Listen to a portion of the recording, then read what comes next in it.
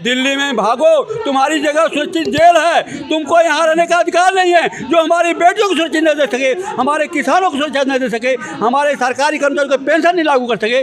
24 में एक बार फिर से ले आइए, सारे काम जो रुके हुए हैं हो जाएंगे। अरे काम रुकने के बाद छोड़ो सत्ता, हम लोग आएंगे, 24 संभालेंगे, 25 भी संभालेंगे। गुलामी कहाँ से शुरू होती है? चुनाव चिन्ह लेके आएंगे, और चुनाव चिन्ह से जब आएंगे तो अपना ईमान सामान को उसको बेचना पड़ता है। और बेचने के बाद क्या होगा सुन लीजिए, बेच कर जाएंगे तो करोड़ रुपये अगर हार गए तो बर्बाद हो गए, और जीत गए तो उनके लिए दलाली करो, गुलामी करो।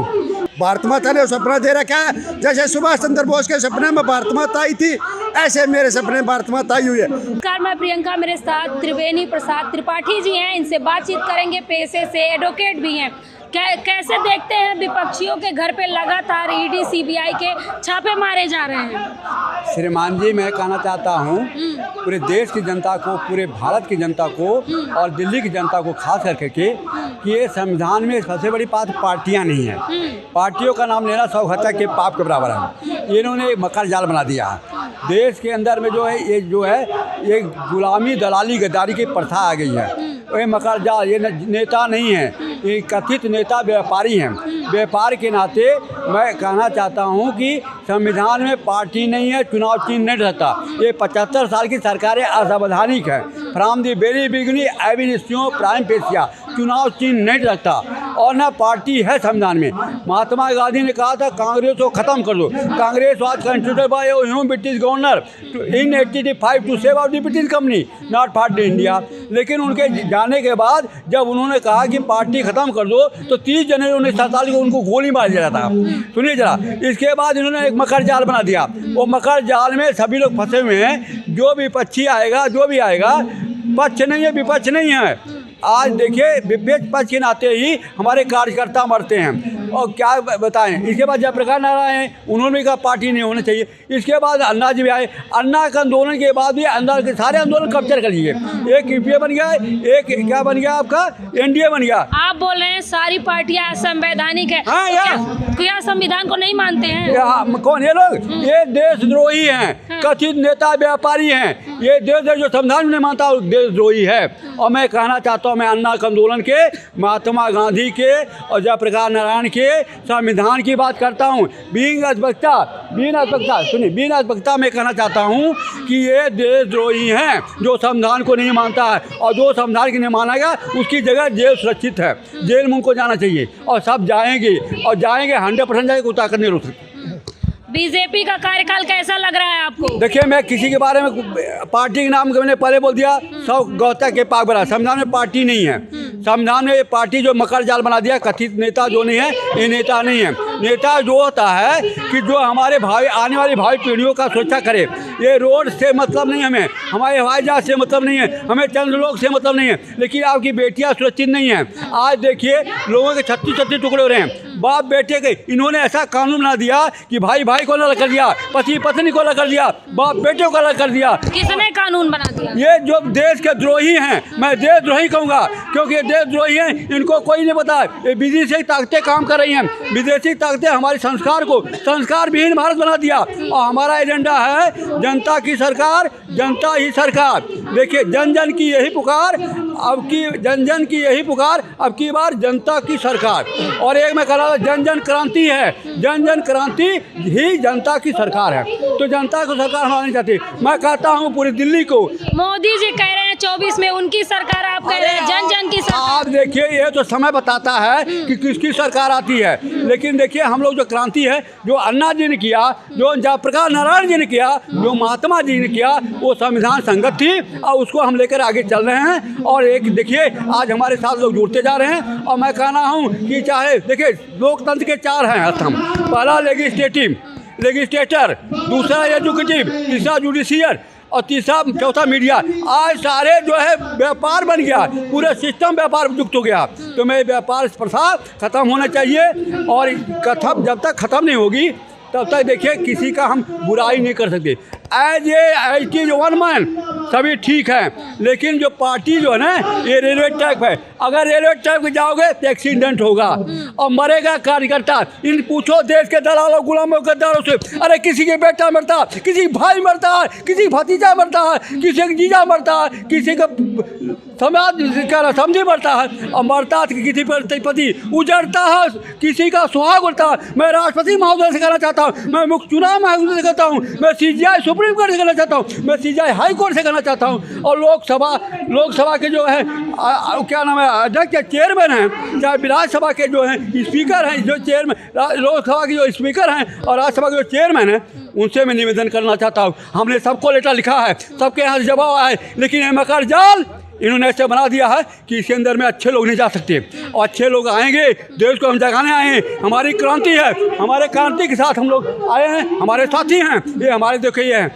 हमारे भाई प्रधानमंत्री ये हैं और भाई मुख्यमंत्री। देखिए इन्होंने कह दिया कि अगले प्रधानमंत्री सर बनने वाले, क्या नाम है सर आप? मेरा नाम सत्यवान सिंह गुड़िया है, चौधरी सर छोटूराम मिशन का अध्यक्ष हूँ मैं और प्रधानमंत्री बनने का सपना मेरा अभी है और मैं प्रधानमंत्री बन गया तो क्या क्या करूँगा। जब मैं प्रधानमंत्री बन गया ना तो करता हूँ सबके मन की चाहिए और इस राम जमाने के सपने ना ये साकार करूँगा भाई।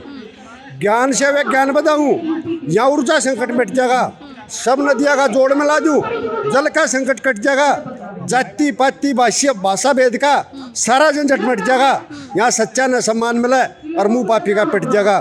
फिर गुरुकुला के माध्यम से भाई हो गया पढ़ाई और राम जमाने के सपने न ये साकार कराएंगे भाई। कैसे प्रधानमंत्री बन पाएंगे?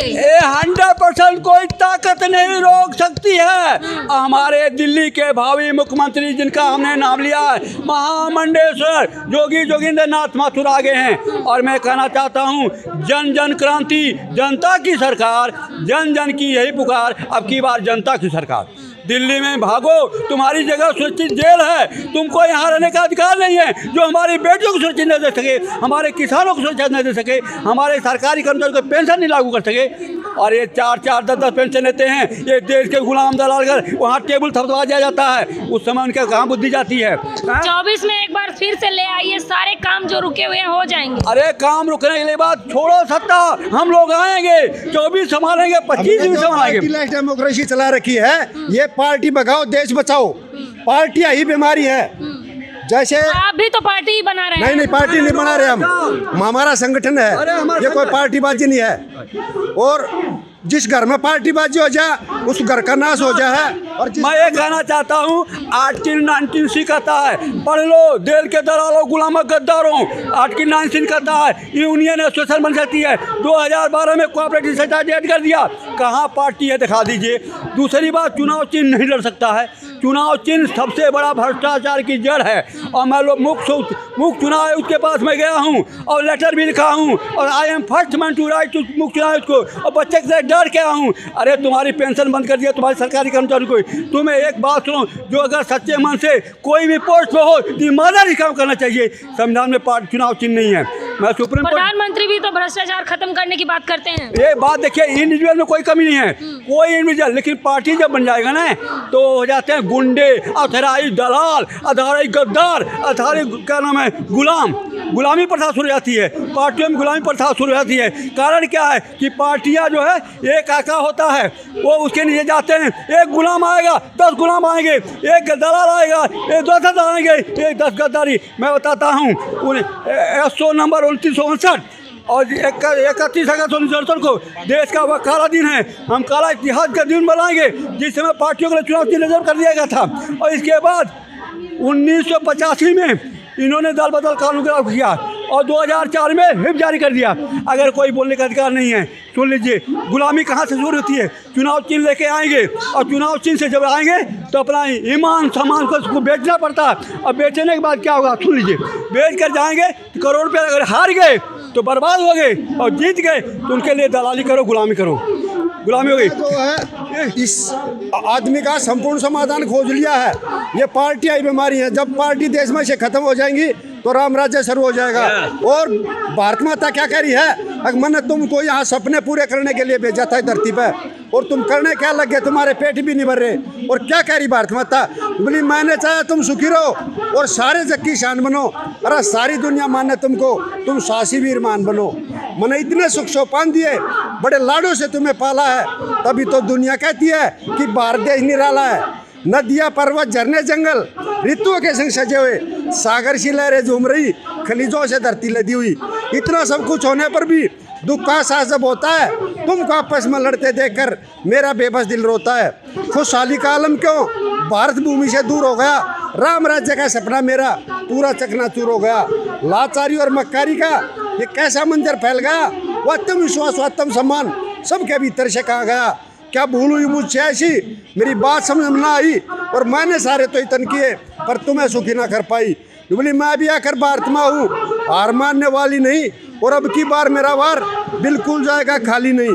बेताब बहुत मेरा दिल है फिर से जीवन को सजाने को, और मैं सत्यवान को ले आई हूँ भारत की लाज बचाने को। भारत माता ने सपना दे रखा है, जैसे सुभाष चंद्र बोस के सपने में भारत माता आई थी, ऐसे मेरे सपने भारत माता आई हुई है। और क्या कह रही है, होंगे सबके सपने पूरे, इब आशाओं का दीप जलेगा, इब तक भारत की भूमि पर एक इतिहास रचेगा, एक नया इतिहास रचने के लिए। तो देख सकते हैं, ये कह रहे हैं कि ये भी प्रधानमंत्री के दावेदार हैं। तमाम वो मुद्दे उभर के सामने आ रहे हैं, जैसे जैसे 24 का इलेक्शन करीब आ रहा है, तमाम वो पार्टियां, तमाम वो लोग इस जंतर मंतर पे आ रहे हैं और अपनी मांग, अपनी बातें रख रहे हैं।